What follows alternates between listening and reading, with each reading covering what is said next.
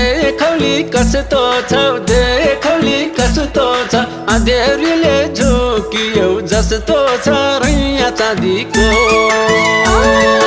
भुल्छे भन्ने ला होला फलकार पानी मिठो हुन्छ र पकार रैया चाँदीको रैया चाँदीको रैया चाँदीको ए रैया चाँदीको रैया चाँदीको म त